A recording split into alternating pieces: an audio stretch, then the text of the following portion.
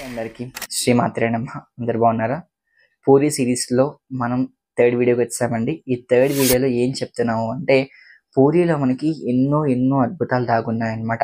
అసలు విష్ణుమూర్తి ఆలయాల్లో బహు అద్భుతమైన అలాగే చాలా పవిత్రమైన చాలా ఎన్నో రహస్యాలతో కూడిన దేవాలయం మనకి పూరి దేవాలయం అన్నమాట. ఆ పూరి దేవాలయంలో మనకి ఎన్నో మిస్టరీస్ ఉంటాయండి. ఆ మిస్టరీలో ఒకటి మనకి the most important video in puri series and the most important mystery in puri అంటే ఏంటి మనకి స్వామివారి యొక్క బ్రహ్మ పదార్థం అన్నమాట. సో అది కనుక మీరు మిస్ అయితే వీడియో మొత్తం పూరి సిరీస్ మిస్ అయిపోయినట్టు. సో అందుకే వీడియో ఖచ్చితంగా చూడడానికి ప్రయత్నించండి. ఈ బ్రహ్మ పదార్థం అంటే ఏంటి, అసలు ఎందుకు స్వామివారిలో ఉంది, దీని వెనకాల ఎంతో మంది ఎన్నో పురాణాల్లో అలాగే చిన్న చిన్న ఛానల్స్ వాళ్ళు ఎంతో మంది దీని మీద వీడియోస్ చేయడం జరిగింది అనమాట అండి. అంటే ఒక్కొక్కరు అంటే ఇప్పుడు ఒరియాలు మనకి ఎక్కువ మన సైడ్ చాలా తక్కువగానే పూరి మీద ఇంట్రెస్ట్ అనేది ఒరియా సైడ్ నార్త్ సైడ్ వాళ్ళు ఎక్కువ పూరి మీద చాలా వీడియోస్ చేశారనమాట అండి.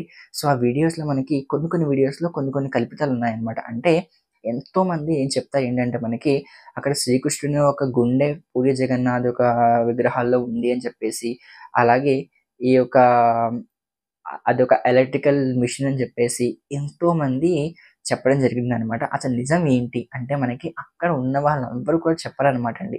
ఎందుకంటే జగన్నాథమే అతి ప్రేమ, భక్తి, విశ్వాసంతో ఆ రహస్యాలన్నీ కూడా అలా మోసేస్తూ ఉంటారనమాట. కానీ మనకి ఈ యొక్క రహస్యాల గురించి మనకి కొంచెం క్లుప్తంగా మనకి స్కాంద పురాణంలో వర్ణించడం జరిగిందనమాట అండి. ఆ తర్వాత నేను దీని గురించి ఎంతో మంది ఛానల్స్ చూసి పెద్ద వాళ్ళ ఛానల్స్ చూసి అండ్ ఎంతో మంది దగ్గర అడిగి నేను మీకు వీడియో చేస్తున్నాను అనమాట. సో వీడియో కంప్లీట్‌గా చూడడానికి ప్రయత్నించండి. అసలు బ్రహ్మ పదార్థం అంటే ఏంటి? అంటే సాక్షాత్తు మనకి వైకుంఠ వాసుడి యొక్క గుండె అన్నమాట. అంటే సజీవంగా స్వామివారు అక్కడ ఉన్నారని చెప్పడానికి ద మెయిన్ థింగ్ మనకి బ్రహ్మ పదార్థం. అంటే ఇది ఎలా వచ్చింది? ఎక్కడ వచ్చిందని ఆల్రెడీ మీకు ముందు వీడియోలో మాట్లాడుకున్నాం కదండీ. మనకి ఇంద్రజుమ్న మహారాజు విగ్రహాలు చెక్కుదాము అన్నప్పుడు ఒక కొండ పర్వతాల నుంచి మనకి ఈ యొక్క ధాతువులు బయటకొచ్చాయి. ఆ ధాతువులు మనకి చెక్క ధాతువులు. వాటితో మనకి ఇంద్రజుమ్న మహారాజు విగ్రహాలు తయారు చేయించడం జరిగింది గదండీ! దాంట్లోకి స్వామివారు ఏం చెప్పారంటే, నా ఒక బ్రహ్మ పదార్థాన్ని తీసుకొచ్చి అంటే మనకి స్వామివారు నీలమాధవుడి కింద కొలువై ఉన్నాడు కదండీ! సో, ఆ కొలువైన నీలమాధవుడి యొక్క సజీవ మూర్తి యొక్క బ్రహ్మ పదార్థం అంతా కూడా మనకి ఈ యొక్క చెక్కల్లో పెడతా అని చెప్పేసి, ఎప్పుడైతే జగన్నాథుడిలో పెడతా అని చెప్పేసి స్వామివారు చెప్పారనమాట. అప్పటినుంచి కూడా ఇప్పటికి కూడా ఆ జగన్నాథ మూర్తులంటే అంత పవిత్రంగా చూసుకుంటూ ఉంటారు పూరి వాసులందరూ కూడా. సో, మనకి అలా బ్రహ్మ పదార్థం అనేది స్టార్ట్ అయిందనమాట అండి. అసలు దీన్ని ఎందుకు ప్రతి సంవత్సరం మార్చుతూ ఉంటారా? అసలు ఏంటి ప్రాసెస్ అని తెలుసుకుంటే మనకి ఈ యొక్క బ్రహ్మ పదార్థం అనేది నవ కళేబర యాత్ర అని చెప్పేసి పూరిలో జరుగుతుందనమాట అండి. నవ కళేబర యాత్ర అంటే కళేబరం అంటే ఏంటి?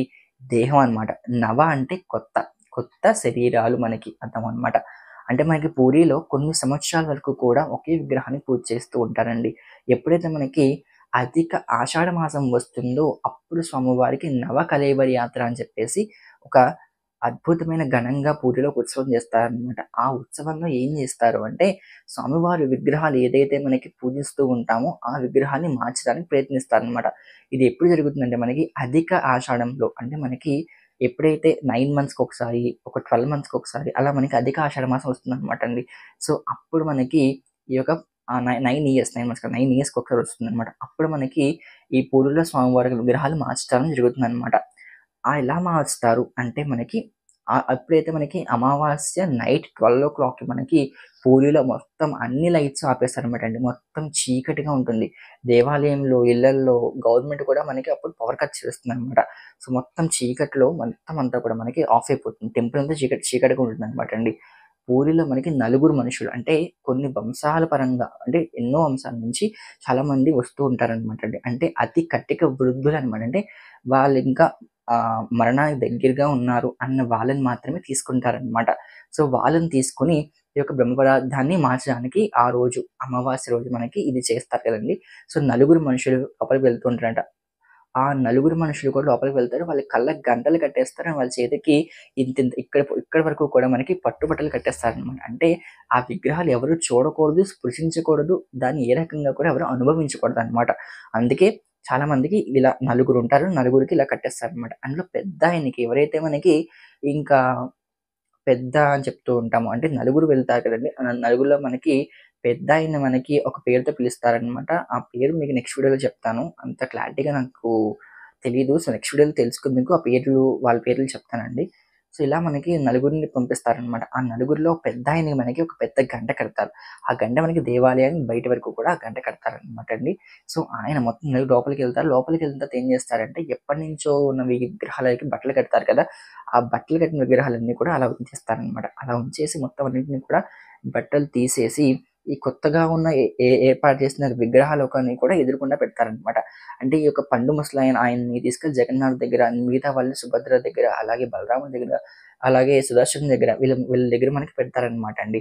వాళ్ళు పెట్టిన తర్వాత ఏమవుతుందంటే చీకటిగా ఉంటుంది కదా! సో, వీళ్ళు చేతులు కూడా ఫుల్‌గా ఈ యొక్క పట్టు బట్టలు వేసేసుకుంటారు కాబట్టి స్వామివారి యొక్క ఈ యొక్క పూరి జగన్నాథ్ మూర్తి వెనకాల మనకి ఇక్కడ ఈ పార్ట్‌లో లెఫ్ట్ సైడ్ ఈ పార్ట్‌లో మనకి హార్ట్ ఉంటుంది కదా! హార్ట్ పార్ట్‌లో మనకి ఒక చిన్న లాకర్ కింద ఉంటుందనమాట అండి. ఒక పెట్టెలా ఉంటుందనమాట. దాన్ని మనం ఓపెన్ చేస్తే లోపల మనకి బ్రహ్మ పదార్థం ఉంటదనమాట అండి. ఆ బ్రహ్మ పదార్థాన్ని మనకి ఈ యొక్క తులసి, అలాగే గంధము, పరిమళభూతమైన కస్తూరి వీటన్నిటితో కూడా అవి ఫిల్ అవుతుందనమాట. వాటిలో మనకి బ్రహ్మ పదార్థం పెడతారండి. బ్రహ్మ పదార్థాన్ని ఎప్పుడైతే మార్చుదాం అనుకున్నారో అప్పుడు ఆ లాకర్‌ని ఓపెన్ చేస్తారు. ఆ లాకర్‌ని ఓపెన్ చేసి వీళ్ళు కళ్ళకి గంతలు కట్టుకుంటారు కాబట్టి వీళ్ళకి ఏం తెలీదనమాట. సో, తీసుకెళ్ళి ఈ ఒక బ్రహ్మపదాన్ని తీసుకెళ్ళి ఆ కొత్త మూర్తులు పెట్టడానికి ప్రయత్నిస్తారనమాట అండి. అలా దీన్ని మార్చడం జరుగుతుందనమాట. ఇది మనకి ఏదో సైన్సో అండ్ ఆల్సో తెలియని శక్తో మనకు తెలీదు గానీ, పూరిలో మాత్రం ఇది నిజంగా జరుగుతున్న విషయం అండి. నేను ప్రామిస్‌గా చెప్తున్నాను. చాలా ఇది నిజమనమాట. ఇది ఎక్కడ కల్పితాలు కాదు. ఇవన్నీ కూడా ఎక్కడ మనకి ఏదో క్రియేట్ చేసిన మిస్టరీస్ కాదనమాట. ఇది నిజంగా పూరిలో జరిగిందనమాట అండి. అందుకే మనకి ఎంతమంది బ్రిటిష్ వాళ్ళు, సుల్తాన్లు, మొఘల్ సామ్రాజ్యాలు ఎంతమందొచ్చినా కూడా ఇలాంటి పూరీ క్షేత్రాన్ని తాకని కూడా తాకలేపోరనమాట అండి. అంత గొప్ప ప్రదేశం మనకి పూరీ దేవాలయం అనమాట. అలాగే ఇంకా ఎంతో మందికుండే డౌట్ ఏంటంటే మనకి ఈ పూరీ దేవాలయంలో ఉన్న స్వామివారి యొక్క మూర్తి ఏదైతే మనకి రత్న వేదిక మీద ఉన్న ఈ యొక్క సుభద్ర, బలరాముడు సహిత జగన్నాథ స్వామి ఉంటారో ఆయన లోపల ఉండే మూర్తి ఆ గుండె మనకి కృష్ణుడి గుండె అని చెప్పేసి మనకి కొంతమంది చెప్తూ ఉంటారనమాట. ఇదెక్కడ లేదనమాట అండి. ఇదొక ఒక ఒరియా కవి ఏం చేశాడంటే, ఒక చిన్న కథ కింద దీన్ని చేశారనమాట. యాక్చువల్‌గా మనకి అందరికి తెలిసిందే కదా! జర అనే ఒక కోయవాడు ఉంటాడు. కోయవాడు కృష్ణుడిని కొడితే కృష్ణుడి గుండె అనేది కృష్ణుడిని కొడితే కృష్ణుడు చనిపోతాడు. ఆ తర్వాత కోయవాడు ఆ కృష్ణుడికి మొత్తం దహన సంస్కారం చేస్తే గుండె మాత్రం కాలకుండా బయటకొచ్చేస్తుంది. అది తీసుకెళ్ళి ఒక పెట్టెలో పెడతాడు. ఆ ఊరు రాజుగారు తీసుకెళ్ళి ఇలా ఒక ధాతువు చేసి ఆ ధాతువులో పెడతారు. ఇవన్నీ కూడా మనకి కల్పితం అనమాట అండి. అసలు జర అనే స్టోరీయే మనకి లేదనమాట. ఇది చెప్తున్నాను కదా! పురుడి యొక్క దేవాలయాల్లో ఎన్నో కల్పితాలు కూడా ఉన్నాయండి. ఇది మనకి ఒక కల్పితం అనమాట. అండ్ ఆల్సో ఇంకొంతమంది ఏమంటారంటే అదొక ఎలక్ట్రికల్ మిషన్ అని చెప్పేసి అంటారు. అందుకే లైట్లు కట్టేస్తారు. దాని మీద కాంతి పెడితే ఇలా ప్రకాశవంతమే అవుతుందని చెప్పేసి లైట్లు కడతారని చెప్పేసి చాలామంది అంటారనమాట. సో, అది కూడా కాదండి. ఎందుకంటే మనకి జ్యేష్ఠ మాసంలో పూరిలో మనకి స్వామివారికి 108 కలశాలతో అభిషేకం చేస్తారండి. ఎప్పుడైతే అది ఎలక్ట్రికల్ మిషన్ అయిందో అప్పటికే మనకి అది పాడైపోతుంది కదా! సో, ఆ మిషన్ పాడైపోతుంది. ఒక్కసారి మనం అర్థం చేసుకోవాలి.